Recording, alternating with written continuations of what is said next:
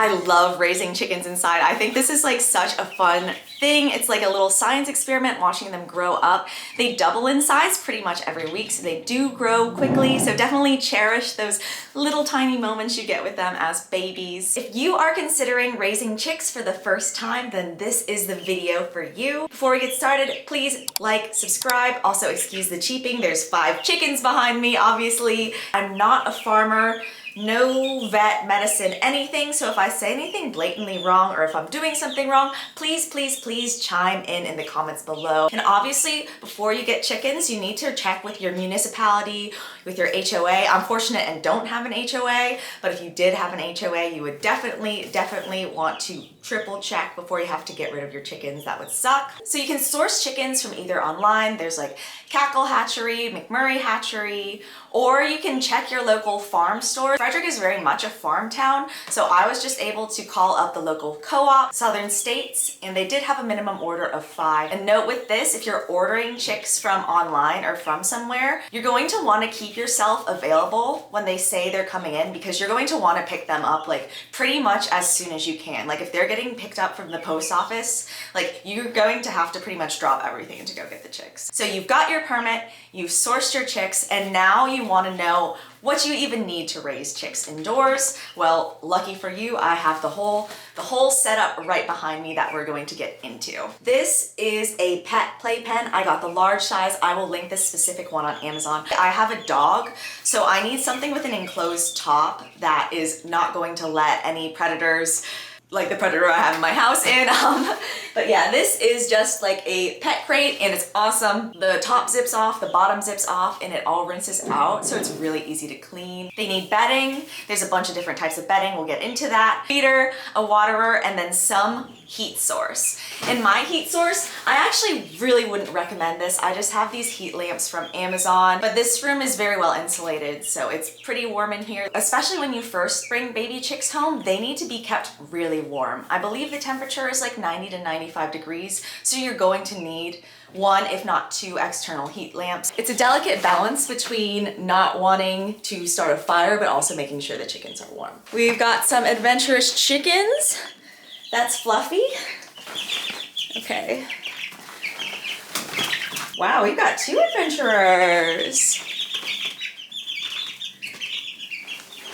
That's their food and their waterer. Need to clean out their water like I'm doing right now pretty regularly, because they do kick up a bunch of their bedding into their water and it gets clogged. We have 5 of them. This one's Spotted Aussie, named after my dog. This beautiful one's Brown over here. That one's Skunk. She had like a skunk little thing on her tail when she was a chick. That's Fluffy or Penguin. And this one is Pea, little Pea. They're so cute. I could just watch them all day. I'm obsessed. I started them on medicated just to kill anything if they had something when I first got them. Then I switched them to this one. This is just what the lady at the farm store recommended. One thing not to do though is to use newspaper for their bedding because it's bad for them.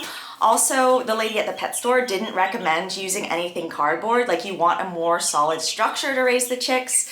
But if you don't want to like invest in anything, you can use a kiddie pool with chicken wire around it. Or you can like finagle like maybe a plastic tub. You are going to need about a foot of space per chick. So you've ordered your chicks, you have your chicks set up, and now you're finally ready to bring your chicks home. This is what you're going to do on the first day where you get your chicks, you're excited to bring them in. So you get them in, you've got their food set up, you've got their water set up. The first thing you need to do when you introduce them to their new home is you need to dip their beaks into water so they know where their water source is. Fun fact and side note, this is actually how I became obsessed with chickens, because my aunt has a farm and got like 200 chickens or something like that. And I was over and got to help her like dip their little baby beaks into the water. So ever since then, I mean, they are so cute when they're those little fluff balls, and even right now. The first thing you want to do when you bring them home is to dip their little beaks in water and make sure they get a good gulp. Like, they'll dip their beaks and they'll go like you'll know if they actually get a good dip. You might have to do it a couple times, like they might not want to drink, but you need to do that. That's number 1. And number 2 is to make sure they're doing okay, like health-wise. They're not sluggish. Like if they're running around like they're crazy, that's how you know they're good. The thing to stay aware of is where your chicks are hanging out in your box area. Like if they're all huddled really close to the heater, that means obviously it's too cold. And if they're all huddled away from the heater, like in a far corner, that means it is too hot, obviously. What you want is kind of an even spread of chicks and kind of them running around like they're crazy. The next thing to check for when you bring your chicks home is this thing called pasty butt. And if you have chicks, you are going to get very familiar at looking at chicken butts.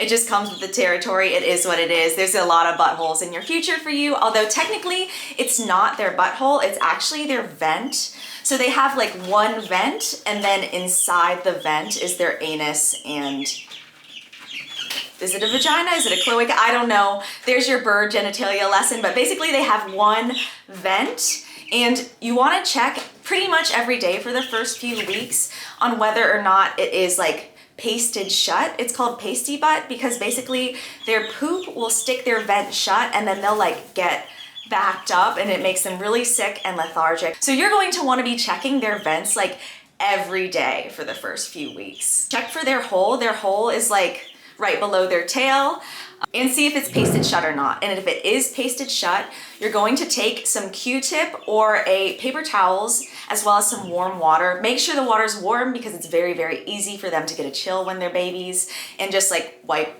the paste off its butt. And if the paste is like really in there, which it shouldn't be because you should be checking every single day, you can actually run their little butts below a stream of like warm water if it's really pasted over. I never had to do that, but you can do that. So you're definitely going to want to keep some paper towels and somewhere to put some trash nearby. You're just gonna have to get in there. That is, I will say, the biggest time commitment for getting chicks is checking their butts. And it's good to handle them as much as you can when they're little baby chicks so they're used to it. You've got the chicks watered, you've checked for pasty butt, they're pretty much good. Like they're good if they have food and water. I like to play classical music for them sometimes. Seems like they love it. I clean the coop every 5 days or so. I tried to go a week without cleaning it the first like week or two, and it just gets too chickeny, especially if you're raising chickens inside. You're going to want to change their bedding a few times a week. It is going to be very chickeny in the area where your chickens are. Full stop. Like you don't want these in like your living room or kitchen where you're going to be out. Ideally put them in a basement or like a side room. This room we're planning on ripping up the carpet anyway. Like be prepared for the room that the chickens are in to be chickeny. Like I'm not gonna glamorize it. They're farm animals, and if you're raising them inside like I am, just expect to have more cleaning responsibilities than you normally would, and just accept that you're gonna be doing that for a few months while they're inside. This whole like chicken area is covered by a tarp. You're going to like, especially, you see we have carpet, where like you are going to want to have something between the chickens and your floor. This camping tarp was perfect, but you can use like maybe a drop cloth, something like that. Like you're gonna want something to separate the chickeny area. Okay, so you've got your chicks home. They're healthy, they're happy, you're handling them every day, you're checking for paste butt. Now they're starting to grow up into little chicken teenagers, which is very, very exciting.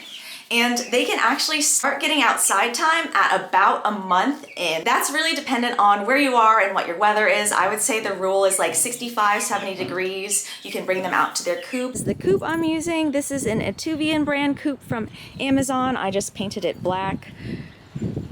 I would say it's a good starter coop, but it definitely needs better security.